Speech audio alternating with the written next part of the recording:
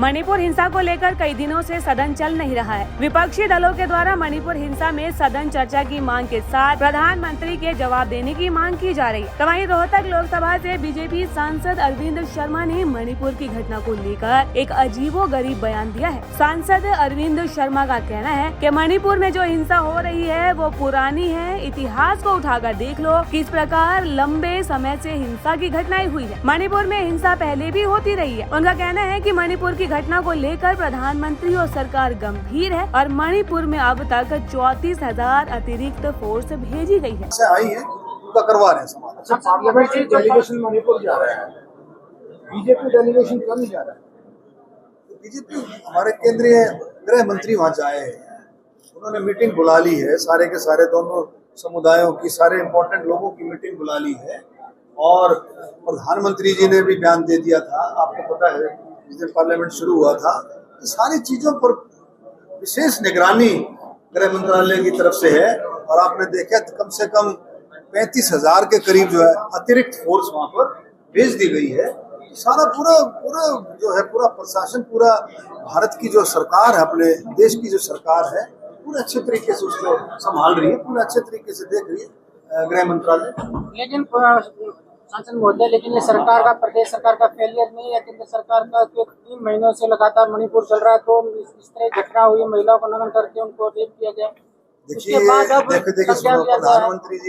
प्रधानमंत्री जी ने अपना इस बारे में स्टेटमेंट दिया था, बड़े दुख की बात है, इसमें कोई शक नहीं। प्रधानमंत्री जी ने खुद कहा था, बहुत दुख की, बहुत शर्म की बात है। और प्रधानमंत्री जी ने ये भी कहा था, आपको सुना होगा, गुस्से में हूँ मैं, देश भी गुस्से में है, परेशानी की बात है।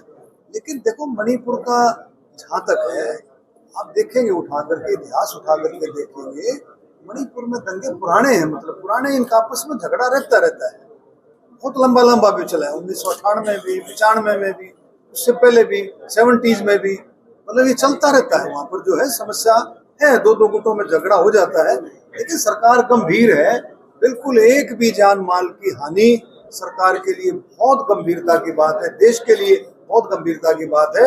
और मणिपुर जो है बहुत ही ज्यादा सेंसिटिव मामला है, और उसमें सरकार, गृह मंत्रालय, प्रधानमंत्री, सरकार पूरा गंभीर। लेकिन जिस तरह से द्वारा जो सरकार के खिलाफ है विश्वास प्रस्ताव लाया गया है सर, उसको लेकर प्रधानमंत्री और सदन को नीचे लिए मजबूर किया गया है। विश्वास प्रस्ताव लाया गया है जिस तरह से, उसको कैसे देखते हैं? क्योंकि प्रधानमंत्री और सदन में आने की बात कर रहे थे, उन प्रधानमंत्री विश्वास प्रस्ताव आ गया, नो कॉन्फिडेंस मोशन आ गया है, मंजूर हो गया है।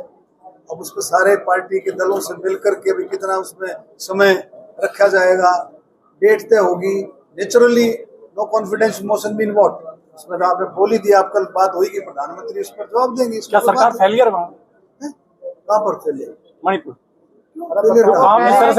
मणिपुर में अब तक जो राष्ट्रपति शासन, अगर आप एक बात सुनो, अगर आप पीछे का इतिहास उठा करके देखेंगे, पीछे का इतिहास, पीछे मणिपुर में कब कब दंगे हुए, ये बात की हमारे को नॉलेज होनी चाहिए। कब कब मणिपुर में थोड़ी सी शांति डिस्टर्ब हुई, इस बात का भी हमारे को पूर्ण ज्ञान होना चाहिए। तब आप उठा करके देखेंगे, आपके फंडा सारे क्लियर हो जाएंगे। ऐसा नहीं है, सरकार पूरी गंभीर है, होम मंत्रालय, गृह मंत्रालय पूरा गंभीर है, माननीय अमित शाह जी पूरी नजर बनाए रखे हुए हैं, पूरी फोर्सेज वहां पर भेज दी हैं, लोगों से संपर्क है, डिफरेंट समुदाय के लोगों से संपर्क करके पूरी शांति बहाली के लिए बहुत बढ़िया तरीके से काम किया जा रहा है। लेकिन स्मृति ईरानी ये कहती है कि राहुल गांधी के मणिपुर जाने के बाद ज्यादा हिंसा हुई, ये बयान किस तरह से? देखिए ऐसा है, वो कोई किसी के भी जाने से, जब आप तुम जाकर के देश विरोधी बातें करोगे, कोई भड़काऊ बातें करोगे, तो उसका क्या रिजल्ट निकलेगा? आपको जाकर के ऐसी स्थिति में राजनीति नहीं होनी चाहिए। ऐसी स्थिति में सबको मिलकर के समाधान निकालना चाहिए, वे मिलकर के समाधान निकले और उसका हल निकल करके वहाँ पर शांति बहाल हो, वो भी हमारे भाई बहन। अच्छा, आपने जिक्र किया कि प्रधानमंत्री बता रहे कि 13 करोड़ लोग जो है गरीबी रेखा से बाहर है। क्या सेंट्रल गवर्नमेंट ने या स्टेट गवर्नमेंट ने उनको रोजगार दिया या उनके कोई व्यवसाय करवाए, किस तरह से बाहर है? देखिए ऐसा है, प्रधानमंत्री जी ने अभी परसों ही जो है अपना भारत मंडपम इस प्रोग्राम में उसमें बताया कि 13 करोड़ भारत की जो अर्थव्यवस्था है, इकोनॉमी है, वो वर्ल्ड की 5वीं इकोनॉमी, और 13 करोड़ लोग गरीबी रेखा से बाहर का मतलब होता है उनकी क्षमता बढ़ी है, उनकी आमदन बढ़ी है। जो जिस काम में था उस काम में उसकी बढ़ोतरी हुई। नहीं कोई अगर मान लो अपना कोई काम कर रहा था, कोई दुकान कर रहा था, कोई अपना काम कर रहा था छोटा मोटा, तो उसके काम में बढ़ोतरी हुई, उसकी क्षमता बढ़ी। तो गरीबी रेखा से निकलने आने का मतलब ये रहता है कि भाई जो एक पैमाना तय होता है इंटरनेशनल लेवल पर, नेशनल लेवल पर, उससे वो बाहर निकल करके आए हैं और उनकी संख्या कम से कम 13 करोड़ है। और एक और भी बता देता हूँ, आने वाले समय में बहुत जल्दी जो अंत्योदय जो कहते हैं ना भाई, अभी आपने सुना होगा बोर गांव में क्या कह रहे थे, बोर गांव के 5 आदमी बैठे थे, उन्होंने कहा कि भाई हमारे गांव में जो 1 लाख की इनकम से कम के बताए आदमी, उसने कहा जी हमारे गांव में तो 1 लाख से कम का इनकम का वो आदमी नहीं, जिसके लिए तो लोकल गांव के लोग कह रहे थे आपके सामने। इसका मतलब ये है कि बोर गांव में 1 लाख से जिसकी कम आमदन हो उसमें कोई आदमी नहीं है। इसका मतलब क्षमता लोगों की बढ़ी, आगे धीरे धीरे करके लोग बहुत अच्छे तरीके से आगे बढ़ रहे हैं। लेकिन महंगाई बेरोजगार भी तो बढ़ी है। महंगाई बेरोजगारी भी तो बढ़ी है। महंगाई के साथ लोगों की क्षमता भी बढ़ रही है, ऐसा कुछ नहीं है, बहुत अच्छे तरीके से देश चल रहा है। बहुत बड़ी जनसंख्या, 140 करोड़ का देश है। आप देखेंगे 140 करोड़ का देश मोदी जी संभाले हुए हैं, कोई ऐसी बात नहीं है, बहुत अच्छे तरीके से सारा। आखिरी सवाल, इंडिया दल से विपक्ष जो सत्तारूढ़ पार्टी, उसको इतनी दिक्कत क्या जो संगठन बना है इंडिया नाम से? किससे? इंडिया का जो नाम दिया गया है संगठनों ने, संविधान में से भी हटाया जाएगा इंडिया से। देखिए ऐसा है, किसी सिस्टम में देश का नाम यूज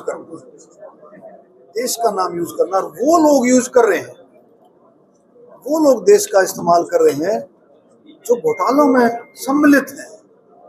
20 लाख करोड़ के घोटाले उन पर थोपे लगा रखे हैं, उनकी इंक्वायरियां चल रही हैं बराबर, वो लोग ऐसी बातें यूज कर रहे हैं। तो भ्रष्टाचार को लेकर अजीत पवार पर भारतीय जनता पार्टी लिखती है, वो भारतीय लिखती है, भारतीय जनता पार्टी। अगर यूपीए ने इंडिया लिख दिया, उसको संविधान से हटाने की बात हो रही है, आप भारतीय जनता पार्टी। और वो ईस्ट इंडिया कंपनी का जोड़ रहे थे इंडिया, तो देखो जब ईस्ट इंडिया कंपनी आई, उसने इंडिया शब्द लगाया, ईस्ट इंडिया क्यों लगाया था?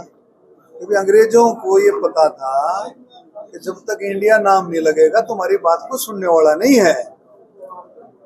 आप समझे? और लग करके देश को लूटा। तो केंद्र सरकार के जो प्रोजेक्ट है उसमें भी तो इंडिया का ही नाम है। पाकिस्तान उसकी बात है, जैसे डिजिटल इंडिया है और बहुत सारे प्रोजेक्ट ऐसे हैं, राजनीतिक बात है, राजनीतिक। जब कांग्रेस विधायक जो छोटे रंग के ऊपर करोड़ों के घोटालों का आरोप है, ईडी की रेड पर।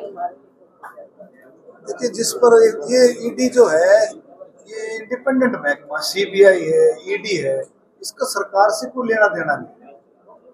सब तो सरकार का मतलब कि हम ये कहते हैं फलाने पे रेड पड़ गई, सरकार ने डलवा दी, फलाने ने डलवा दी, तो है उनकी कुछ शिकायत हुई होगी, उनको डिस्क्रिपेंसी देखी होगी ईडी ने, सीबीआई ने, तो उनको रेड पड़ जाती है। उसमें क्या तो विपक्ष का कहना है कि क्या बीजेपी के पास कोई ऐसी मशीन है कि बीजेपी ज्वाइन करने के बाद जो सारे घोटाले हैं मिट जाते हैं या खत्म हो जाते हैं? ऐसा कुछ नहीं है। जिसकी जो इंक्वायरी है, जो किसी भी पार्टी में आए, जिसकी जो इंक्वायरी अगर उसने कोई गलत कर रखा है, उसकी बराबर इंक्वायरी चलती है और उसको कानून के हिसाब से उसको सजा मिलती है। सर ठीक है जी। दैनिक सवेरा के लिए रोहतक से सुरेंद्र की रिपोर्ट।